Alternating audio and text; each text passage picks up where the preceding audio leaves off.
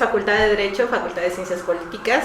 Estamos innovando en este, digamos, espacio de Homo Politicus porque tenemos pocos videos, ¿verdad?, que son propiamente nuestros. ¿Y cómo lo vamos a hacer? Pues engalanando el programa con Yosimar, que es de Imaginaria Jurídica, y nuestro invitado Abraham Miranda para platicar sobre política y cine. ¿Cómo están? Buenos días, Lupe. Gracias por invitarnos. Gracias por invitarnos a este experimento que esperemos salga algo productivo. Este encuentro entre el cine y la política, de por sí ya problemático a nivel académico, pero a nivel de conversación creo que puede prestarse para muchos análisis y muchas opiniones encontradas. Sí, de hecho estábamos platicando en off un poco sobre cómo abordar el tema y bueno, salieron aquí nuestras filias más profundas, ¿verdad? Porque estábamos hablando en un principio que para hablar de política dentro del cine no necesariamente se tiene que hacer explícito de que se está hablando de eso. Y yo les voy a dar así como que el ejemplo que yo encuentro a la mano. La película esta de la Guerra Mundial Z. Yo la primera lectura que le encontré fue: vamos a reivindicar el papel de Naciones Unidas y vamos a justificar por qué los israelíes son cerrados, porque precisamente por esa razón no quieren que nada, ni nada, refiriéndonos al tema este de los zombies, que implica propiamente la integridad territorial, los vaya a perjudicar. Yo encontré, digamos que, fíjate, en una película, digamos, comercial, banal, esa lectura.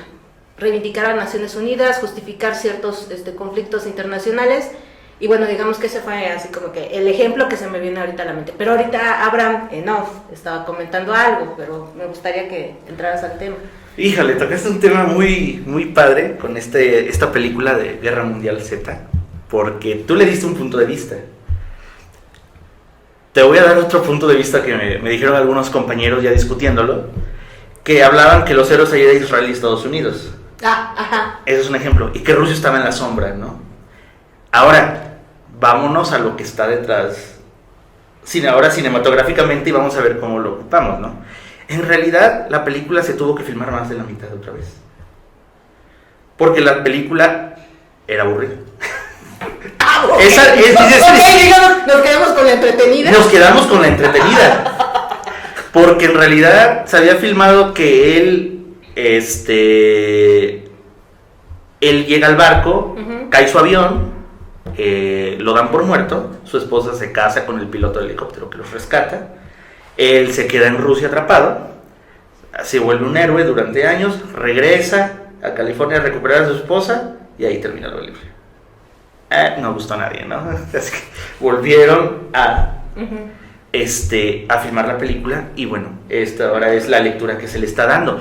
Pero fíjate que no es la única. Transformers es otra.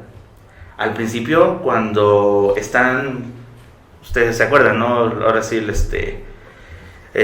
lucha de los robots, hay un discurso que dice Optimus Price: es que no importa el sacrificio que tengamos que hacer por la libertad. Así que ustedes de ahí pueden tomar, no sé a quién va dirigido ese tema, ¿no? La película de 300 también fue muy, muy criticada. Es más, pero menos vista. Menos vista, pero Irán ya dice que para el año que viene va a sacar su versión de 300, igual que su versión de lo que sucedió con el rescate de los integrantes de la embajada estadounidense. Porque Argos, de Argos. Y fíjate que eso es muy padre, porque nos están dando Argos, 300, Transformers, Guerra Mundial Z, nos están dando un panorama de la actualidad, sin estar plasmándonos esta realidad que estamos viviendo. Sin ser dogmáticos. Sin ser dogmáticos. Y algo que estábamos hablando antes de empezar es que eso es algo que tiene mucho este cine norteamericano. Te habla sobre un tema, puede estar haciendo alguna denuncia social, porque la hacen también, por ejemplo, Siriana, sobre el poder de las petroleras, pero te lo cuenta entretenido. Y en ese momento tú terminas de ver el mensaje político al final de la película, para el grueso del público, pero se entretuvo. En cambio aquí en México, estabas comentando, ¿no? Traemos esa carga que si hablamos, cuando vamos a hacer porque lo han dicho, vamos a hacer cine político. Y vamos a denunciar. Y vamos a hablar sobre el poder, cómo se ejerce. Y lo plasman tal cual, no lo diluyen para la gente. Y eso es algo muy importante, y eso también sucede mucho en América Latina, ¿no? Bueno, en el caso de México, yo no sé, aquí me gustaría tener más la acotación también de Yossi. Creo que hay 3 películas que yo considero emblemáticas en cuanto al manejo del tema de política nacional. Una es Río Escondido, con obviamente María Félix como protagonista. La otra es Canoa, refiriéndonos a la trascendencia del problema del 68, porque estamos hablando de una situación en coyuntura local. Y la tercera que puedo comentar es La Ley de Herodes. Creo que dentro del cine mexicano considero que esas 3 tienen que ver exclusivamente con este manejo del tema de política nacional, porque en un momento era posicionar al gobierno como el gran benefactor, como el que va a llevar el progreso a todas las poblaciones del territorio nacional, con el discurso educativo, en este caso Río Escondido.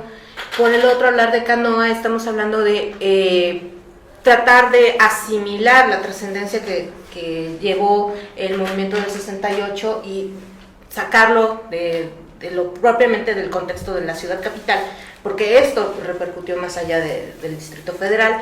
Y en el caso de La Ley de Herodes, bueno, es ya descararnos en cuanto a la crítica y ya asumir que México estaba preparado para la autocrítica y para precisamente esto, el ventilar cuestiones de política que, bueno, se sabían, pero que el hecho de que se mostraran en el cine, pues como que traían otro visto, ¿no? Otro viso bueno, estamos asimilándolo y lo aceptamos y nos reímos de eso, ¿no? Bueno, hay varias cosas que valdría la pena comentar. Primero, tendríamos que entender que el cine al final de cuentas es un discurso que tiene la finalidad de comunicar a través de estas herramientas visuales, sonoras y una trama que viene sosteniendo todo esto. Y también que no es lo mismo hablar de las políticas del cine que la relación de la política con el cine. Estos ejemplos que han mencionado creo que valen la pena de analizarse por separado, porque al final terminan mostrando como la perspectiva o lo que entiende un director por realidad, que eso sería fundamental. Quisiera pensar en otras 3 películas distintas. Quisiera pensar en la película de El Limonero, esa película israelí. Quisiera pensar en un documental más reciente, El Violín, mexicano. Y quisiera pensar quizá en la película de Río Escondido, que al final las 3 películas tienen una finalidad estética que no debería olvidársenos. La política no puede evadirse, no puede eludirse. Creo que la política, más que como tema, es como una especie de contenedor. Creo que en el momento en que una película refleja relaciones humanas, relaciones de poder, relaciones con un sistema político o social, está ya hablando de política. De ahí que estas 3 películas tengan una finalidad concreta. En el caso del Violín, por ejemplo, mientras ya habíamos se pensaba que con La Ley de Herodes estaba superado ya todo hablar de rezago o hablar de esos problemas de un partido hegemónico, creo que el Violín viene a darle como la vuelta, ¿no?, a la tuerca, y mostrarnos que estas realidades violentas y de pobreza extrema, de explotación, no están clausuradas, que siguen conviviendo con este medio muy industrializado. Películas como El Limonero, que viene otra vez a rescatar la idea del individuo frente al poder, ¿no? Es cierto que América Latina, o no sé si en toda América Latina, o al menos el cine mexicano, comparte como esta afrenta histórica, por llamarla así, entrecomillada, pero creo que tiene que ver con la percepción de la realidad. No podemos entender la política, los tratados de política europeos igual que los tratados de política de América Latina. Creo que en México, sobre todo, está presente la idea, el sentido violento o el sentido negativo de la política, cosa que en otros países no. En el caso de Estados Unidos, que pretende siempre ser una una nación con la vista hacia el futuro, que no tiene políticas revisionistas, no está siempre clavada en el pasado como nosotros, pues obviamente su cine también tiende a eso, aunque sí está mostrando sistemas políticos. Bueno, fíjate que hay algo muy interesante. Hay muy pocas películas mexicanas que hablan sobre el futuro de México. Eso sí es cierto. Siempre estamos hablando sobre el pasado, tratando de... Y eso es un gran problema también, y eso afecta al cine y a la política. Porque cuando el cine mexicano quiere hablar sobre el pasado, quiere a fuerzas desenmascarar y mostrar la realidad, que como tú bien lo dices, es muy distinta a la visión que tiene un director y cómo la quiere plasmar. El guionista también es una parte importante, que eso casi nadie se acuerda de los guionistas, que hay una gran discusión de quién arma una película, si el guionista, el director, etcétera. Pero depende del dinero. A veces ahí hay, ¿no? Ejerciendo el poder.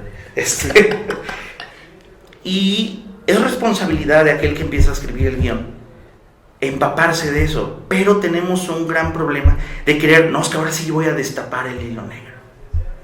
Y eso es atrasarnos un poco. También queremos, por ejemplo, el atentado. No le gustó a nadie. Habla sobre el poder, el porfiriato, cómo estaba la época. Y para dijeron, es que no es realista. No me gustó porque es realista. No tiene que ser realista. El infierno. Le gustó al público. A muchos críticos no, porque es que lo agarra de guasa. Enaltecen a la figura del narcotraficante, pero fue una manera de hablar de ese momento que estamos viviendo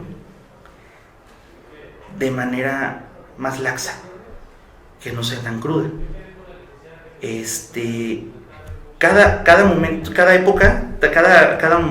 época tiene una política distinta.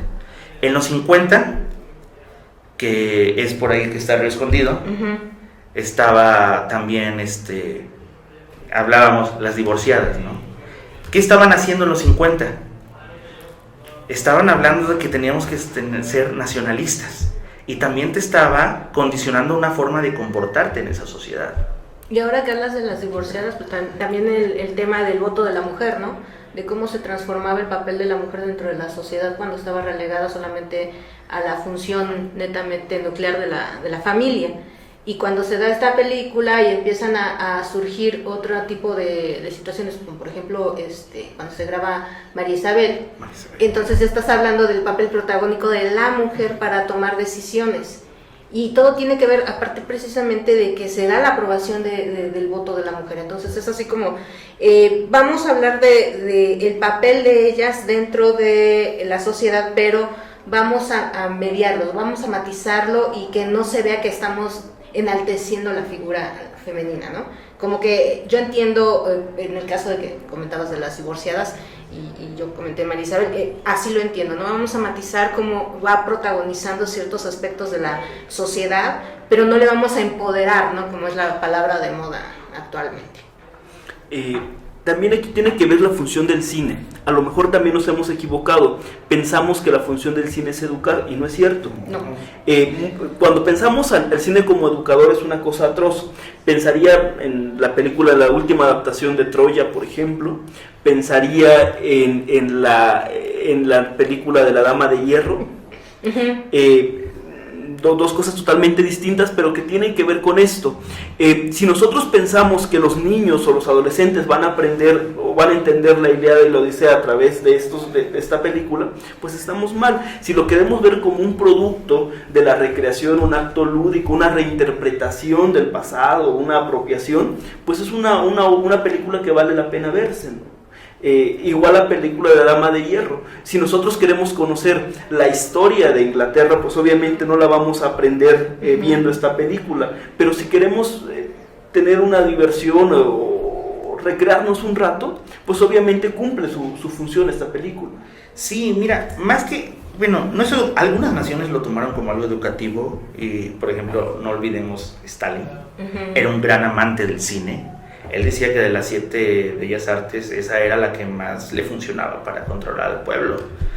Y el cine que se hacía, además de enaltecerlo, porque es lo que le hacía a su figura, ya ves que cuando después vino Khrushchev, que le llaman el deshielo de Khrushchev, y que la desinstalización que hizo de quitar la figura, el cine era uno de sus mayores instrumentos. Es más, y ahí hubo un choque, porque recuerdan ustedes cuando se formó el Comité de Actividades Antiamericanas, ¿no? Se hacía la revisión de los guiones y no podía sacar a un europeo oriental sonriendo, porque eso quiere decir que la vida de ellos es aceptable y es alegre y podría afectar la vida y la forma de pensar del americano. Ahora, recordemos cómo empezó el cine. O sea, el cine es como cualquier otra arte. El Tartufo tiene mensaje. Bueno, todos tienen mensaje, pero por ejemplo, las pinturas de Goya. Ahora el cine empezó para algo para las masas. Era barato. Las demás artes eran, pues, vamos a la ópera, claro, jajaja, ¿no? Y nadie podía acceder, ¿no? Vamos a la galería a ver las pinturas. Pero el cine empezó mostrando la gente saliendo de la fábrica. El tren, que todos se asustaron, la llegada del tren, que fue la primera. Cosas cotidianas en México, la cabalgata de Porfirio. Así es, o sea, exacto, o sea, veamos cómo empezó. Fue evolucionando a entretenimiento y después fue evolucionando a instrumento. Sí, claro, y en México no se nos debe olvidarnos lo que se conoce como la época de oro del cine mexicano, obedece también a un discurso educativo, ¿no? El cine del Indio Fernández, todo este cine grandilocuente, en concordancia, por ejemplo, con la pintura mural, ¿no? Que tenía claramente la función de educar. Y creo que ahí se pierde muchas veces el discurso. Tocas algo muy importante ahí, la época del cine de oro mexicano. Recordemos que el cine de oro, mira, México tuvo grandes adelantos en el cine, adelantándonos siempre a los estadounidenses, como en el sonido. En los 30 nosotros teníamos el mejor sistema de sonido portátil inventado por un mexicano. Pero llegó la Segunda Guerra Mundial. Entonces Estados Unidos tenía que cambiar el dinero que entraba para las películas para la guerra. Así que necesitaban un aliado ideológico. Pensaron en Argentina, pensaron en Brasil y pensaron en México. Pero Argentina estaba más a favor de los nazis. Brasil no fue considerado por la lengua, pero México era muy cercano. Y en esa época México empezó a crecer, a crecer, a crecer. El cine mexicano se veía en todo Sudamérica, Centroamérica, el Caribe, en España, en la España franquista se veía el cine mexicano. Y era una parte, y íbamos evolucionando. Termina la guerra y Estados Unidos vuelve a retomar otra vez el cine, porque el cine de esa época era dedicado a la guerra. Casablanca es un gran ejemplo. Y nosotros estábamos ahí, ¿no? Fue creciendo otra vez y nosotros fuimos quedando. Y esa fue parte de una política. Nosotros lo supimos aprovechar muy bien. Nos enaltecimos, fuimos grandes, hicimos grandes reflejos de nuestra sociedad, la comedia ranchera, el drama, el nacionalismo. O sea, hubo grandes representantes de nuestro cine, ¿no? Pero Infante, Tintán, etc. Pero fue consecuencia de, ¿no? O sea, todo está... Sí, y habría que pensar, bueno, que toda esta época el cine evita hablar directamente de política, ¿no? Creo que es uno de los grandes lineamientos, o al menos en el sentido negativo. La política siempre claro. El aliado del pueblo, el aliado del pobre, quien los va a proteger, el presidente es quien ayuda y resuelve las controversias, ¿no? Es siempre ir creando este imaginario del político como la panacea del mundo, ¿no? Más que el político, el gobierno te protege. Todo lo que estamos haciendo es para llegar a un mejor futuro. Río Escondido es un gran ejemplo, ¿no? Ahora sí nos están, ¿cómo se llama? nos están educando. Sí, pero por ejemplo hay una vuelta a la tuerca, no sé, pienso en los 70s, más o menos en los 80s, donde ya no son las grandes empresas las que producen cines y empieza a producirse el videohome, por ejemplo. Fíjate que ahí, los 80s. fíjate que antes de eso yo me iría a Los Olvidados. Porque Los Olvidados se salió de todo ese esquema de México bien bonito. México es aquí la perfección y todo. También nos podemos ir a Hombre de Papel con López Tarso. Ya no te está reflejando un México muy bonito. Ya te está empezando a mostrar una crudeza que no le gustó a muchos. Y el problema fue que después el gobierno retoma el cine, lo empieza a financiar, y ahí es donde empieza ya a perderse, porque ya no se vive de lo que se recauda en taquilla, se vive de la producción. Esto a la larga no fue como que todo el mundo se echara así para atrás como diciendo, bueno, el gobierno me va a dar dinero para hacer películas y las películas que yo quiera van a salir financiadas, así le eche ganas o no le eche ganas. Y por eso empezaron con el cine de ficheras y empezaron a experimentar con otro tipo de temas que después decíamos, bueno, ¿y eso quién lo va a ir a ver, no? No, como que no lo fueron a ver. Claro que sí. Bueno, no, o sea, fue un cine pero muy... a ver, dime, si no existía. ¿esas películas fueron a festivales? No, El Bulto, sí. Pero no era bien, no, claro. pero no es festival. Mira, algo muy importante. El cine también entretiene. No hay bueno, problema. esa es su finalidad. Es su finalidad. Ajá. No de todos, como hablábamos, ¿no? Pero es su finalidad y se entretiene.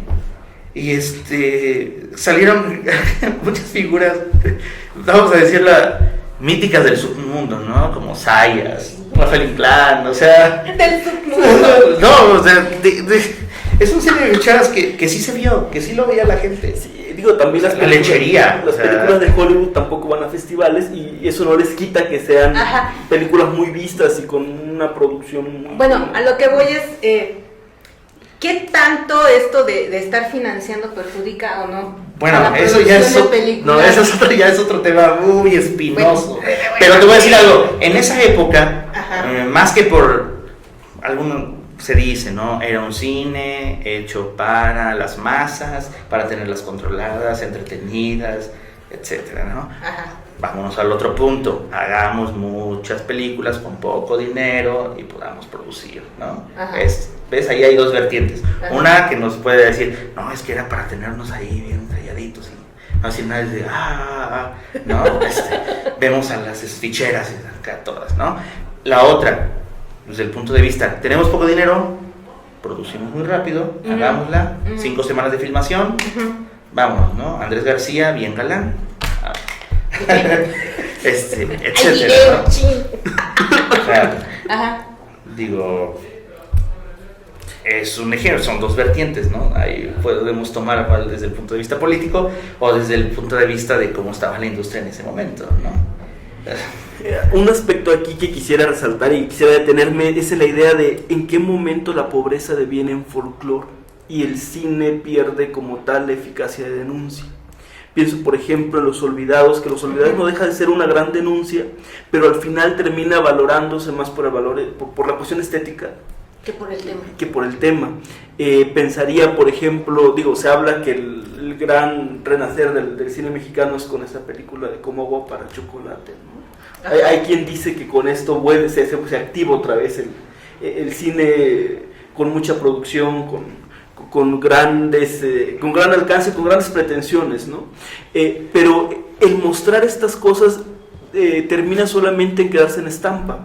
Pienso que ahora, por ejemplo, con estos, al menos como se está configurando los premios literarios, el descubrimiento de la pobreza del tercer mundo, para ellos es novedad, lo que para nosotros podría ser ya un tema cansado, ¿no? Y pensaría, sobre todo en literatura, con estos temas sobre África, con Aline Godimer, ahora con Moyan, con los sudafricanos, con Coetzee, con los que vivieron la guerra, el descubrimiento de Vargas Llosa, que digan, es que plasma las relaciones de poder y el mundo desconocido de los pobres, con cierto despectivismo, y el cine parece que también empieza a seguir esa ruta. Ahora la filmación de estos documentales que pretenden mostrar la explotación o la violencia alimentaria, los campos de cultivo, que vienen como a descubrir esta beta que ya para nosotros es algo cotidiano, no nos genera novedad. Mira, fíjate que ahorita que mencionas esto, yo creo que los temas van saliendo conforme a la necesidad de las personas, en buscar temas que los sorprenden, ¿sí? Siempre han existido. Por ejemplo, ahorita que les mencionan los documentales, el documental siempre ha existido. El triunfo de la voluntad, todos lo conocemos, ¿no? Cinematográficamente es excelente, no quiero decir, o sea, gran propaganda política. También pero esa película se usó en su contra para aterrorizar a todos y digan, miren cómo se está formando. ¿Viste? Se tomó desde dos puntos, ¿no? Enaltecer al nazismo, y desde el otro punto de vista se tomó ese mismo documental, entrecortado y todo, y digan, vean lo que nos va a pasar, esa gran fuerza, ese gran poder. Digo, me voy a salir tantito. Star Wars mencionan que todo el ejército imperial, sus uniformes son copia de los nazis, para mostrar ese imperialismo. Y si tú lo ves, tiene ahí rasgos, ¿no? Y hay documental, ¿no? Siempre ha habido ese documental. Siempre tratar, no de denuncias, sino de plasmar realidades. Y en este momento creo que las ficciones, la realidad siempre ha superado a la ficción, pero en este momento las ficciones ya no están llenándonos como ahora. Ahora estamos yendo al documental. Por ejemplo, Mundo de Plástico, La Casa de Ballenas, los documentales de los alimentos transgénicos de Monsanto, de McDonald's, cómo afecta, ¿no? Comer hamburguesas, ¿no? Nos estamos yendo a los documentales, La Pesadilla de Darwin, de cómo está causando la contaminación, ¿no? Todo esto es un reflejo de cosas que ya están, como tú lo mencionas, de que se están retomando. ¿Por qué se están retomando? Tal vez porque necesitamos sorprendernos de nuevo, o ya está afectando de tal manera nuestra realidad, la realidad, porque todos tenemos realidades distintas, pero ya cuando algo está afectando la realidad de todos, yo quiero saber más, quiero ver más. Bueno, yo quiero mostrarles. Pero ¿hasta qué punto es querer saber más y no asustarse? Porque es que lo que estamos ahora viendo es, queremos saber más, queremos que todo sea más real, pero a la vez nos frenamos y aceptamos más la ficción y queremos más ficción, porque aquello que es tan crudo a veces es difícil de asimilarlo. Entonces, sí, fíjate que sí. ¿En qué momento, ya no estamos hablando tanto de cine norteamericano, No. ¿En qué momento el cine en general, la propia sociedad internacional va a de verdad madurar en decir, bueno, ya no quiero tanta realidad, ya no quiero tanta cosa tan cruda, y cómo voy a poder valorar que quiero más ficción, que quiero distraerme, que quiero abstraerme de esto que me puede, digamos, salvar mentalmente? Porque finalmente son escapes.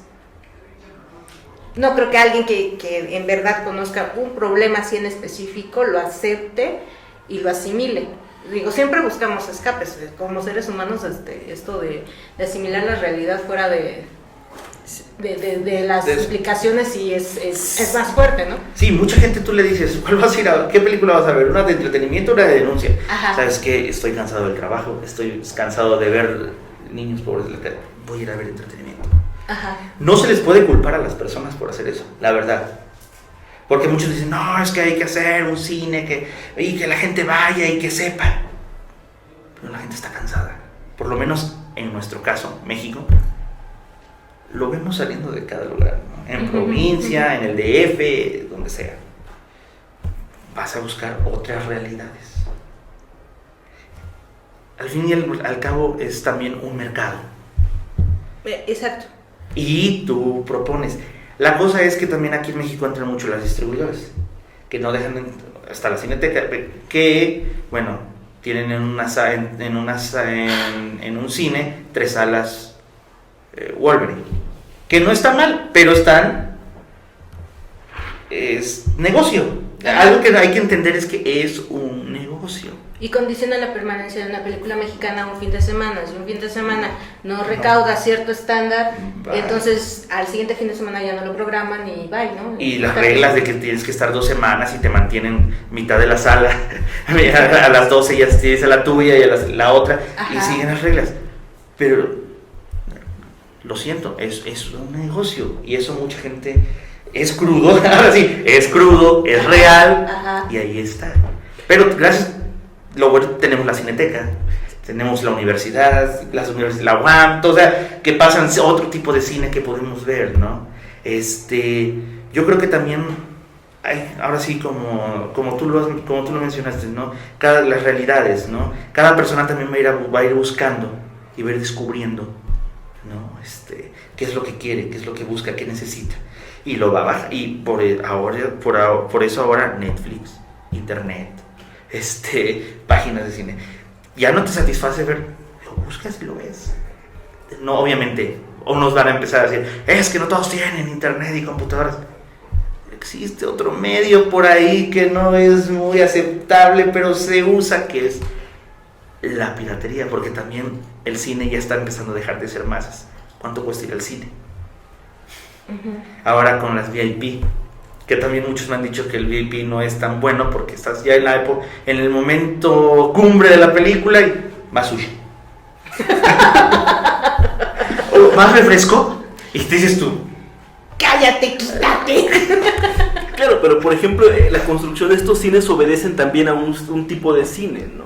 Es evidente que no vas a estar viendo un documental de denuncia en un cine de este tipo, lo cual sería... Digo, bueno, a ir a ver a Warner y... Bueno, que Presunto Culpable fue un fenómeno...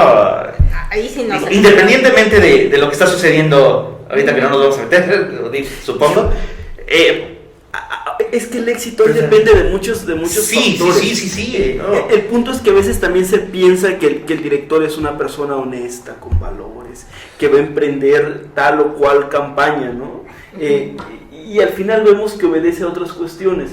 No se puede entender el éxito de ciertas campañas contra ciertas firmas sin el apoyo de la contraparte, ¿no? Y creo que estamos viendo más un fenómeno de publicidad que un fenómeno cinematográfico como tal, que va a repercutir, sí, pero la publicidad es lo que va a sostener estas grandes marcas. El Padre Amaro también fue otro ejemplo de publicidad no buscada. La Otra Familia fue otro ejemplo, ¿no? Yo sé que a nadie le gusta. Ahora, ahorita fue Nosotros los Nobles, que fue algo de boca en boca. Yo recuerdo que la primera vez que hubo una función para críticos, todos dijeron, esta película no sirve, no le va a gustar a la gente, y hasta estaban regalando los boletos para la premiere, porque no había servido. 3 meses después, ustedes díganme, ¿no? Sí, no estoy... El cine, como dije, es negocio también. También vas a buscar temas que levanten ámpula para llamar la atención. No funciona siempre. En ocasiones hasta son películas agresivas. Pero en estos casos funciona. Como todos, ¿no? Ya si uno como director o el malvado productor que es ñaca, ¿no? Bueno, y llegamos al punto de hablar de temas controversiales, y yo aquí quiero hablar en especial de tu película, En donde chocan las olas. Fuimos a la premiere en la Cineteca y algunos estuvieron presentes también en la exhibición que se dio en el Museo del Chopo. Y los comentarios, bueno, En donde chocan las olas es una temática gay diferente. ¿A qué me refiero? A que, como dijo alguno que intervino, no había chichis y nalgas a cada rato, sino que tenía un tema, una historia de amor y tenía una trama. Creo que muchos de los asistentes fue lo que agradecieron, ¿no? De parte de los que estuvimos ahí presentes, pero lo que te iba yo a preguntarte, fuera del Festival Mix y fuera de otro tipo de círculos donde se ven y se proyectan ese tipo de películas que a veces para muchos son muy fuertes, ¿Qué es lo que va a pasar con este tipo de temas? ¿Van a seguir excluidos? O sea, ¿van a seguir así como que en ciertos festivales solamente? ¿O ya la sociedad mexicana estará preparada para que ese tipo de temas también se proyecten en cartelera comercial abierta? Mira, la sociedad mexicana es... Dios, necesitamos unos 20 programas. Así que... Mira, es un gran crisol. Ya se pueden hacer películas sobre este tema. Uh-huh. Ya eso es un gran avance. El Festival de Guadalajara abrió una sección para el cine gay. Uh-huh. Maguey. El premio Maguey. Ya empiezan la sociedad a abrirse. Y esa fue una de las cosas que quise plasmar en mi película. Así de... En la mayoría de las películas mexicanas que hablan sobre el tema es: soy gay, Dios, ¿por qué? Perdóname, ¿no? O bueno, ya me voy a dejar llevar por mi naturaleza humana y voy a agarrar al primer hombre que encuentre. O sea... Pudiendo esperar al segundo. Que tal vez sea mejor, ¿no? Sí. Y cuando empecé a ver la película, todos me decían: oye, ¿qué se siente hacer una película pseudoporno? ¿Por qué? Porque es el cine. Ajá. Eran las películas que estaban en ese momento. Obvio, te toman a ti la película y dicen: se va a parecer a eso. Uh-huh. Entonces lo que yo quise plasmar es la temática gay como una realidad, punto. Y hasta aquí son nuestros amigos, son mexicanos, son intelectuales, son abogados, obreros, todo. Uh-huh. Y están en nuestra sociedad, punto. Yo soy acapulqueño, él es gay, así.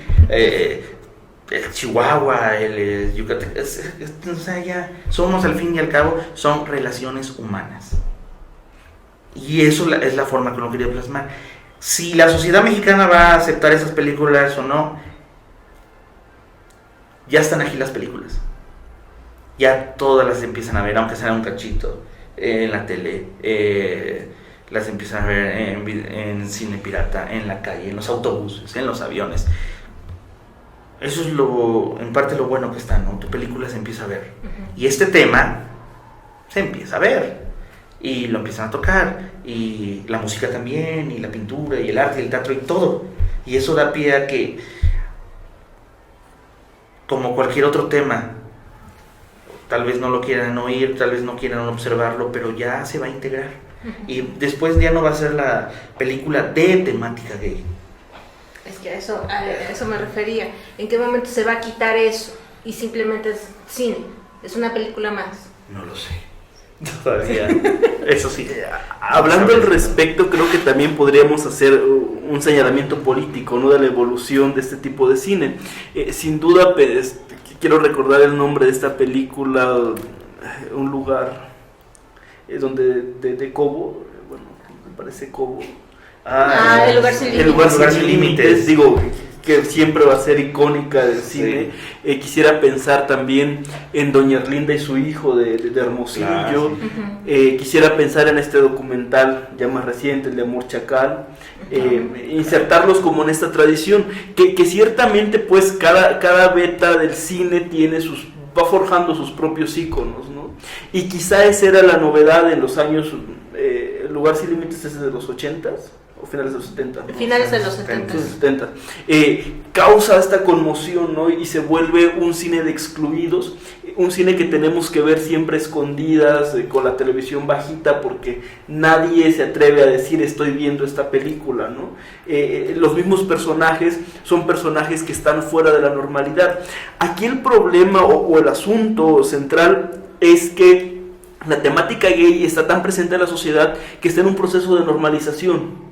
Cuando ya hay una legislación, al menos en ciertos estados, que legitiman estas uniones, uh-huh, deja de ser escándalo, aunque exista una minoría escandalizada. Entonces la normalización es tal que ya las películas no generan cierta novedad, sino por el efectismo que buscan a través de estas estéticas demasiado abiertas hacia el desnudo, ¿no? no sé, creo que por ahí va la cuestión.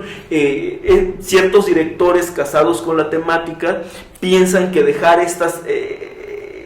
este tipo de escenas es perder el público, porque al final el cine gay, más que ser un cine de denuncia, es un cine que busca, o bueno, así se ha concebido, que busca como distraer el ojo, ¿no?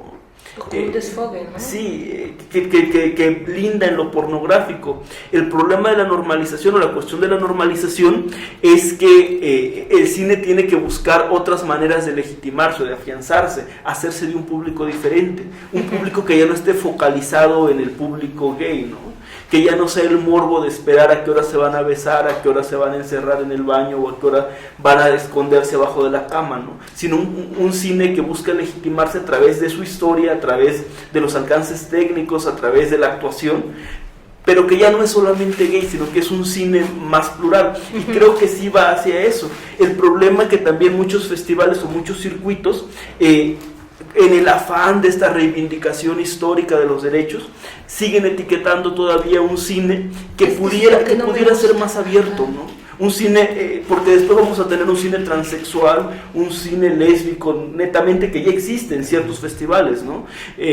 Un cine bisexual, pero creo que la cuestión no va por ahí, sino verdaderamente buscar lo que es el cine, ¿no? Y cuál es la óptica cinematográfica. No, y en las mismas categorías de los festivales gays, cuando llenas tu convocatoria de tu película, es gay, es lésbica, es transexual, es bisexual.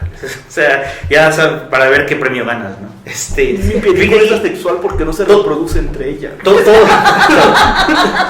lo contrario al cine de terror, que ellos buscan hacer sus festivales para hacer acá especiales, ¿no? Y yo creo que, mira, también hay un factor. En la sociedad mexicana siempre ha habido una discriminación silenciosa. Bueno, una discriminación de closet. Ya a veces hasta en nuestros comentarios, algo que aprendí haciendo esta película, está implícita en nuestra discriminación, o sea, en los chistes, que digo, tampoco creo que sea tan malo no contar chistes, pero porque ya sería como volvernos muy marciales, sí, ¿no? Digo, el chiste también sirve, es parte de nuestra sociedad y es parte característica, pero bueno, ese es otro tema. Pero siempre ha habido una discriminación. Los mismos festivales al ser, y creo que hay, como tú lo dices, siempre ha habido una tradición de este cine, la reivindicación, pero también hubo un problema cuando me tocó la victimización. La victimización, La victimización, sí, una de ellas nos tocó en el cine, ¿no? Es que tú estás hablando de la homofobia. Ah, sí, claro. Porque no acaban, esta pareja en la película no acaba bien, y la otra sí. No quise ver eso desde el punto de vista, ¿no? O en otra, en Playa del Carmen, que tuvimos público extranjero, me dice, no, es que esa discriminación que ustedes pintan solo pasa en México y no en Cuba. Por Dios, en Cuba es el primer. Yo soy cubano y allá no pasa así. Nada es más tu no visión, en casa. ¿Ves? Inconscientemente se busca, ahora sí, echar bronca, ¿no? Al final es una película que está mostrando mi punto de vista, porque yo también soy el guionista. Yo quise hacer esa historia, tú puedes pensar diferente, no te puede gustar. Y eso también es algo que tienen que entender los cineastas.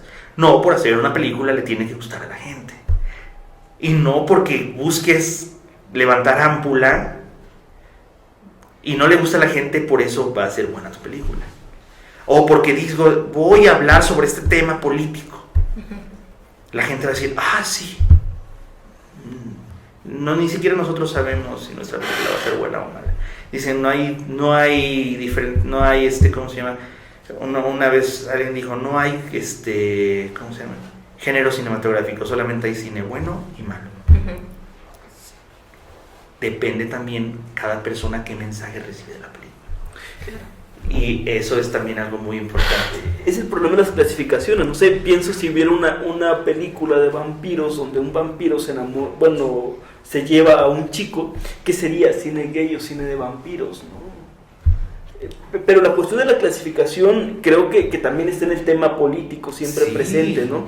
La excesiva especialidad nos lleva a estos fenómenos terribles donde ya no sabemos si las capacidades son diferentes o realmente discapacitan, donde ya no sabemos cuál es el papel de la mujer, si es igual que el hombre, mayor que el hombre o superior que el hombre. Creo que al menos a nivel teórico existe una confusión terrible, y el problema es que eso solamente termina reflejándose en leyes, no en conductas. La sociedad mexicana sigue sus propias pautas y sigue sus propias formas de expresar. Digo, hablar de discriminación en el lenguaje sería algo terrible, porque ya es algo que tenemos tan metido en el lenguaje de cada día, ¿no? Que sería evidente no utilizarlas. Ahora que leo que, por ejemplo, la Suprema Corte determina que tales palabras no deben pronunciarse, lo cual es una aberración. No puede hablarse de bullying como homosexual cuando eso, el arte de ser perras, como llamaba Monsiváis, es lo que viene a dar identidad al gueto, al menos en la parte fundacional. Creo que si tenemos una mente como tan cuadrada que no sea capaz de depurar lo que sí es sentido ofensivo y lo que es simple folclore, vamos a caer en la total plastificación de las relaciones, y eso sería terrible. ¿Por qué se crean las leyes? Porque se hace el cine. Porque hay comportamientos, porque hay situaciones, y porque hay actividades que empiezan ya a ser comunes en la sociedad, y eso se empieza a plasmar. ¿Sí? Ahorita estamos en un momento en que hay que reivindicar a cualquier minoría o cualquier sector desprotegido. Tengamos cuidado de no llegar a ser todo tan marcial que voltear a ver a una chica después sea delito. Cuando no la estoy viendo morbosamente, me gustaron sus ojos. O me gustaron sus zapatos. Me gusta. O ¿dónde te lo compraste, amiga? ¿No? Pues sí. Ay, maldito, me está tocando. Por ejemplo, ¿no? Y no saben que es mi estrabismo lo que hace ver. Puede ser. Ándale, es estrabismo. Ya estamos. Y el cine habla mucho sobre eso. Sobre sociedades futuristas que tienen controlados y que la única solución es que todos pensemos iguales. ¿Quién decía? Lenin o Stalin, ¿no? Si no permito, las ideas son más peligrosas que las armas. Si no le permito tener a mis enemigos armas, ¿por qué le he de permitir tener ideas? Digo, cuidado. Hay una época de la literatura y también del cine que se vivió con el boom latinoamericano, que pudieron unir denuncia política, o el tema político, el erotismo y cine con cierta calidad, ¿no? Pensaría, por ejemplo, en esta película basada en la novela de Vargas Llosa, La fiesta del chivo, ¿no? Donde está presente siempre la cuestión del sometimiento de la mujer, el erotismo, pero siempre también presente la idea del poder, del hombre que todo lo controla, o el hombre que quiere controlarlo todo, ¿no? Estos ejemplos hegemónicos. Y creo que es un cine que también, sobre el que poco se vuelve, ¿no? Y es importante porque también plasma este tema de las dictaduras, que a nosotros nos resulta lejano, ¿no? Pero que al menos los escritores y los guionistas de hace... Y tan cercano para nuestros hermanos del sur. Por ejemplo, La muerte de León, que está basada en un libro de cómo van a matar a un dictador isleño,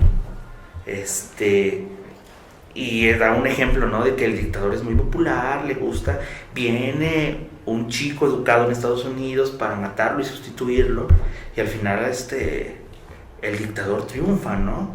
Y al final el que lo mata es un violinista que está tocando una pieza que le gusta.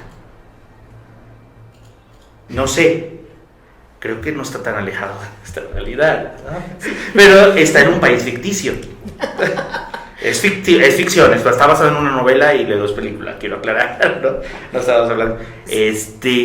Mira, yo creo que el cine, México, Centroamérica, Sudamérica, todos hemos vivido cosas distintas, ¿no? Dictaduras, partidos dominantes, guerras, voces inocentes es un ejemplo, ¿no? La guerra en El Salvador, Argentina con la dictadura, ¿no? Brasil con sus se llama? Con sus favelas, ¿no? Cada país nos va a dar una película o varias películas que nos hablen sobre su realidad. Ahora, ya sí, es que ya nos vamos, hablemos de que también Sí, ya. Reagan, Se están poniendo. Ajá. Reagan usó al cine como una gran arma contra el comunismo. Ah, claro. Y también por hablar sobre la moral, ¿no? En la época en que los asesinos seriales solo mataban a las chicas o a los chicos que fornicaban y que bebían, y la que se salvaba siempre era la Virgen, ¿no? Ah, claro. Y Rambo, que él mismo lo dijo en un discurso, ¿no? Que espero que todos los ciudadanos sean tan patriotas como Rambo. Si eso no es usar una película que muchos dirían que es hueca o de entretenimiento, que deberían ver Rambo 1 y vean el mensaje que está, que es antibélico y habla de cómo los soldados llegan y él dice en su frase, allá yo era alguien que manejaba equipos de millones de dólares, tenía responsables y aquí ni siquiera me dan un trabajo en una gasolinería. O el otro caso, Rocky, de ser una historia de supervivencia, de superación personal, Se volvió un instrumento. se volvió un instrumento también para el discurso anticomunista, ¿no? De la segunda o la tercera. En la 4, la 4, que derrota a Iván Drago. Iván Drago era la perfección comunista, sin pensar, Ajá. una máquina de pelea contra alguien que tenía voluntad, espíritu y luchaba por una razón, ¿no? Y que representaba Y que el al final- capitalismo. Y la que al final se libertad. echa un discurso en Moscú, en Navidad, que es, bueno, ahorita nos reímos, ¿no? Por el momento así, y todo, ¿no? Pero ese es uno de los grandes ejemplos del cine y la política, ¿no? O sea, irá para más esto, ¿no? Sí, yo creo que tendremos Segunda parte. segunda parte porque nos quedamos con muchas cosas a decir. Ya no digo en el tintero, en la punta de la lengua. Entonces, cosas tan importantes como por ejemplo la descentralización de las producciones, ¿no? Mm. Ya no solamente es Hollywood quien provee de películas, sino que ya existen otras empresas. En el caso de México ya no solo depender de IMCINE, sino la producción independiente. Creo que eso también daría para muchas cuestiones, pero bueno, lo bueno se termina siempre. Exacto, Rápido. los dejamos ahí picados para el siguiente episodio. Muchísimas gracias, Gracias. a todos. Gracias Josimar, gracias Abraham. Gracias Gracias a público. ustedes porque si quieren pónganle painting a la gordita que tienen de este lado, pero pongan atención al tema. Y vean cine, vean vean cine, cine, de sí, todo, sí. de todo. Aunque sean piratas. Gracias. Pero- Gracias Mauricio.